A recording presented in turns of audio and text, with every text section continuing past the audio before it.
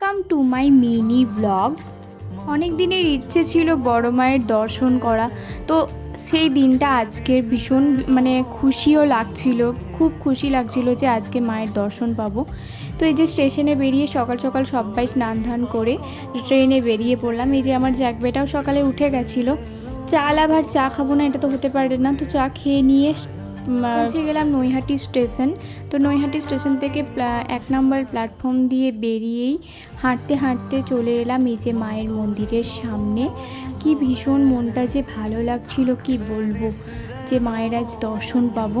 তো এই যে পুজো নিয়ে লাইন দেখে আই এম তো অবাক। জ্যাকবেটাকে নিয়ে লাইনে দাঁড়িয়ে থেকে অবশেষে মায়ের মন্দিরের সামনে দাঁড়িয়ে রইলাম। এবার তো মায়ের দর্শন পাবো। ভীষণ খুশি লাগছিল যে মাকে আজকে দেখতে পারবো। তো এই যে মায়ের মন্দিরের সামনে ঢুকে গেছি, এই যে মায়ের দর্শনও পেলাম। লাইনে দাঁড়িয়ে জ্যাকবেটাকে যেহেতু কোলে নিয়েছিলাম, তাই সামনে দাঁড় করিয়ে দিল তারা। তো পুজো দেওয়া হয়ে যাওয়ার পর খুব তো খিদেও পেয়েছিল। তো এই যে কচুরি আর এখানে ছিল ছোলা দিয়ে আলু দিয়ে একটা ডাল তরকারি, তো খেয়ে নিয়ে আবার ট্রেনে চেপে পড়লাম। এই যে আমার বেটায় জানলা দিয়ে তাকিয়ে তাকিয়ে দেখতে দেখতে বেশ যাচ্ছিল, বেশও খুশি।